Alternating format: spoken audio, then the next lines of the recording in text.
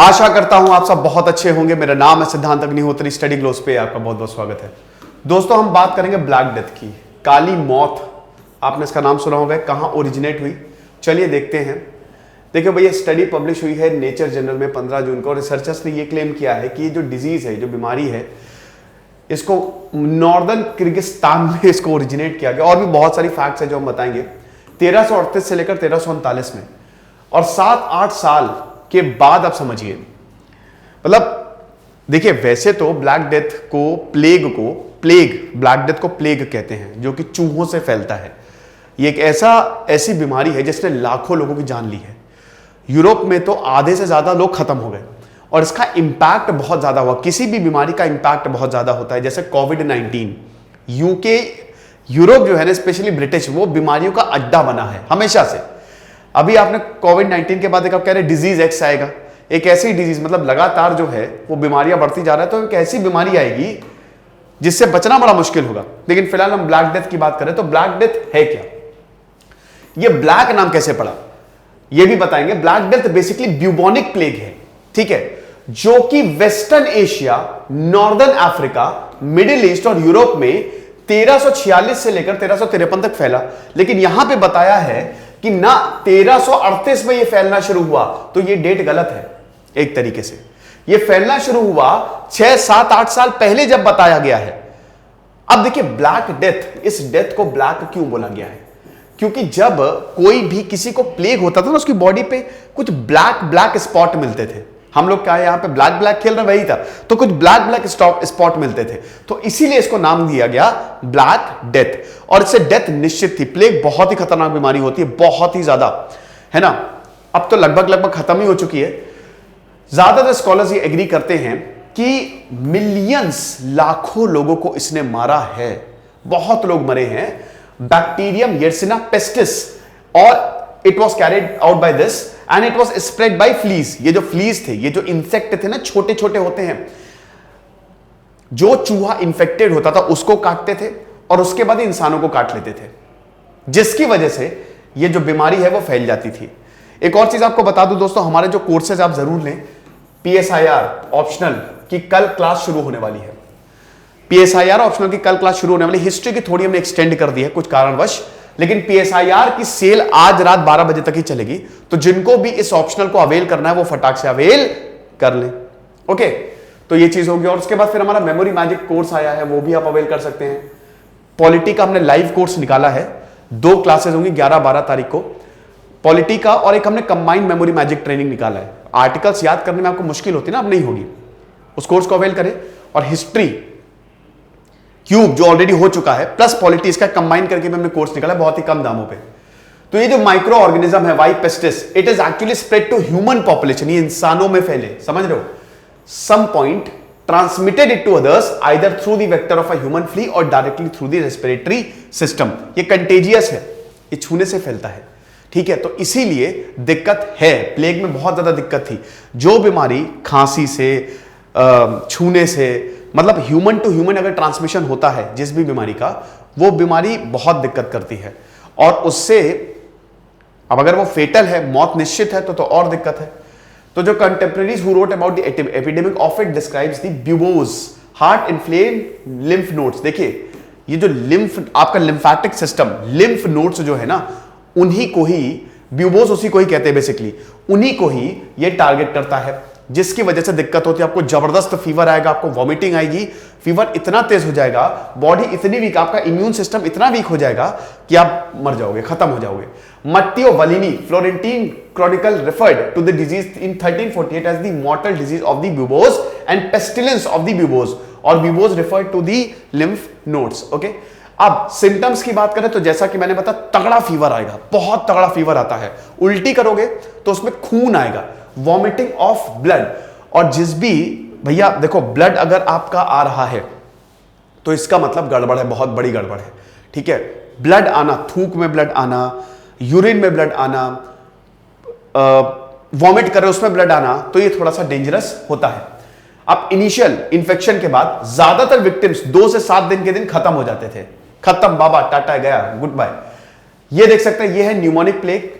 ये आपके लंग्स को अटैक करता था, और आपके ब्रीदिंग सिस्टम को, लंग्स को अटैक कर रहा है, कोविड की तरह आपके ब्रीदिंग सिस्टम को खत्म करता था। अब अगर मान लीजिए कि कोई सांस लेता है, किसी को प्लेग है और आप उसके अगल बगल आ गए, तो आप गए काम से। 3 दिन के अंदर अंदर मौत होती थी, ये बहुत डेंजरस होता था। Then there is bubonic plague, जो बाद में बहुत ज्यादा फैला। ये आपके लिम्फ नोड्स को अटैक करता था। हालांकि इसमें 5 दिन का समय होता था, इसमें तो बहुत 3 दिन के अंदर मौत हो जाती थी, इसमें 5 दिन का समय होता था। अब यह समझिए कि अगर कोई ब्लैक रैट है, ब्लैक रैट मतलब जिसके अंदर ये वायरस है, ठीक है, मतलब बैक्टीरिया है, और किसी कीड़े ने उस रैट को काट लिया और वो इंसानों को काट लिया, खेल खत्म। देन उसके बाद सबसे खतरनाक होता था सेप्टिसेमिक, ठीक है, ये और इससे तेजी से ये मारता था। ये आप देख सकते हैं ब्यूबोनिक प्लेग किस तरीके से क्या क्या डिजीज है। सबसे पहले आपके लिम्फेटिक सिस्टम को खत्म करेगा, बहुत तेजी से बाकी सिस्टम में ये घुसेगा, और उसके बाद फिर बीमारी, मतलब आपको बुखार, खून की उल्टियां, ये सब होती हैं।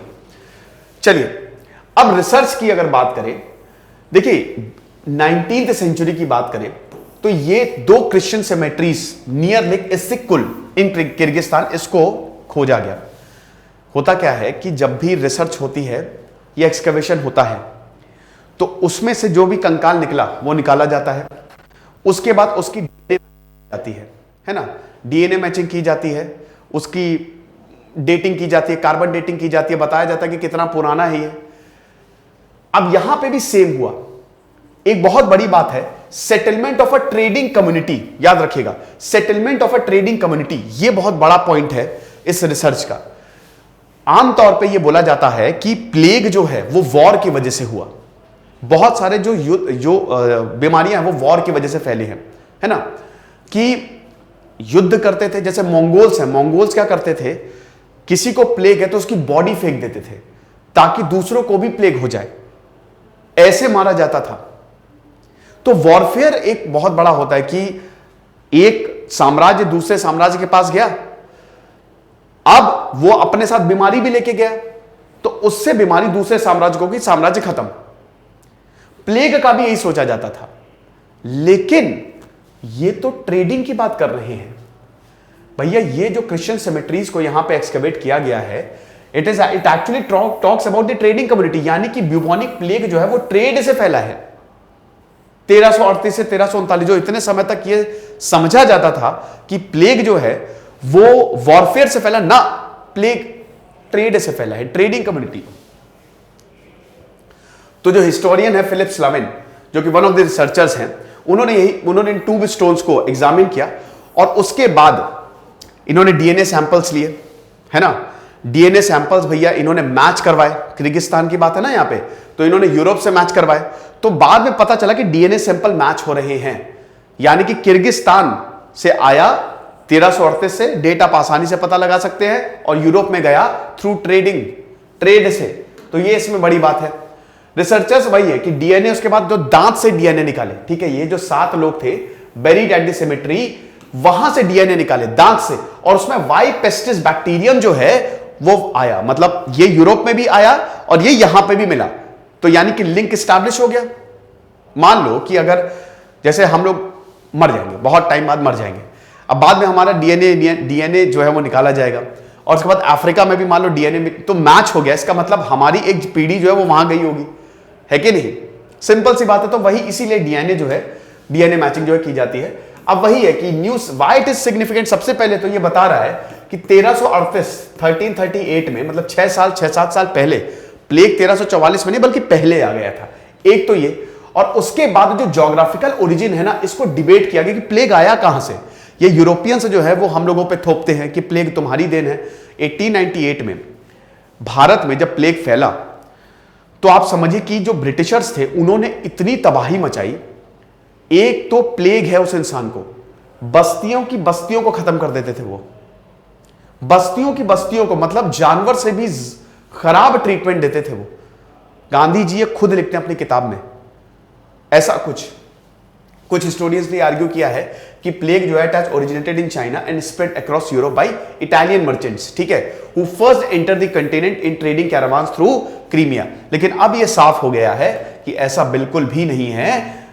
प्लेग जो है भैया ये किर्गिस्तान से यहाँ पे ओरिजिनेट हुआ है, और इट इज ऑल्सो ये ट्रेडिंग कम्युनिटी थी जिसकी वजह से प्लेग जो है, यानी कि लगभग प्लेग जो ब्लैक डेथ है उसने जो है पिक्चर साफ कर दी कि एक्चुअली में प्लेग आया कहां से। मंगोल के बारे में मैंने बताया कि इटालियन नोटरी में, अब देखिए बहुत सारे मेमोइड्स हैं। अब ये क्या होता है, जैसे मैं गया कहीं पे और मैंने किताब में लिख दिया, मैंने किसी को बता दिया, तो वो मेरी एक मेमोरी है, ठीक है। अब भैया इन जो इटालियन मर्चेंट्स हैं उन्होंने भी अपने मेमोइड्स में बताया है कि हाँ हाँ प्लेग तो था, और हम जब जाते थे तो भी प्लेग था। मंगोल आर्मी जब भी हमारे ऊपर अटैक करती थी, मतलब जहां पे हम थे, क्योंकि भाई ये ट्रेडिंग, मान लीजिए कि मैं कहीं बिजनेस गया, वहां पे अटैक हो गया, अब मैंने पूरा पूरा डॉक्यूमेंट कर लिया कि मस्त है, अब किस पे किताब लिखूंगा।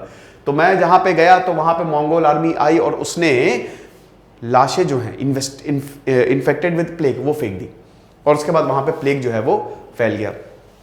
तो यही चीज है। अब बता रहे कि अब ये लेटेस्ट रिसर्च जो है अगर सही है, इसका मतलब plague spread through trading roots.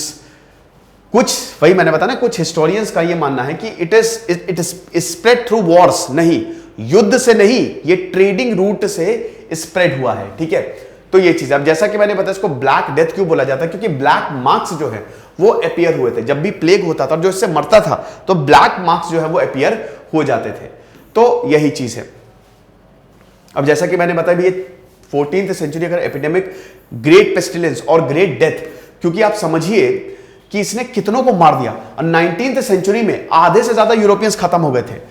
Europeans कह रहा हूं, मतलब यहां पे जो 52 मिलियन की पॉपुलेशन थी ना, 60 to 65% ऑफ द पॉपुलेशन खत्म हो गई थी। आप समझिए कि अब जब पॉपुलेशन खत्म होगी, आपको लोग चाहिए, लोग मर रहे हैं, तो क्या होगा, जो वेजेस हैं वो ऊपर जाएंगे, लेबर फोर्स कम होगी, वेजेस ऊपर जाएंगे, यानी कि इकोनॉमिक सरप्लस बढ़िया। समझो 10 इंजीनियर्स हैं, ठीक है, 9 चलेगा, अब एक इंजीनियर बचा, उसके पास अब काम बहुत है देने को, लेकिन एक इंजीनियर वो बोलेगा कि बेटा मैं अपने पैसे बढ़ा रहा हूं, क्योंकि भाई तुम सब मुझे काम दे रहे हो ना, बाकी 9 इंजीनियर्स तो चले गए, मुझे तुम इतना सारा काम दोगे तो तुम्हारे पास अच्छा खासा पैसा आएगा। तो इसकी वजह से यूरोप में काफी चेंजेस भी आए। मैंने बताया ना कि कोई बीमारी अगर ऐसी आती है जिससे मौतें हो रही हो और बहुत लाइफ इफेक्ट हो रही हो, तो उससे सोशल और इकोनॉमिक चेंजेस आते ही आते हैं, ठीक है, जिसकी वजह से रिलीजियस परसिक्यूशन भी बढ़ा, ज्यूज को और मारा गया। भाई देखिए यहूदियों को तो शुरुआत से ही मारा जा रहा है, तो अब इनको ब्लेम किया जाता था कि दे आर कंटेजियस, इन्होंने ही इसको, क्योंकि उस समय ये डार्क एजेस चल रही थी। आप ये भी तो देखो कि भाई यूरोप में कैथोलिक्स ने एकदम मतलब कब्जा करके रखा हुआ था कि वो धर्म के खिलाफ अगर कोई भी जाएगा वो गया काम से, ठीक है। तो ये चीज है। बाकी उसके बाद हैदराबाद 1911 में बहुत भयानक तरीके से ये हिट हुआ था, कितने लोगों को इसने खत्म किया, और लेट 19th सेंचुरी में मुंबई में हिट हुआ था। तो दिक्कतें तो बहुत ज्यादा थी। ये लेक्चर था, और हमारे कोर्सेज को आप जरूर अवेल करिएगा। दिस इज सिद्धांत अग्निहोत्री, साइनिंग ऑफ।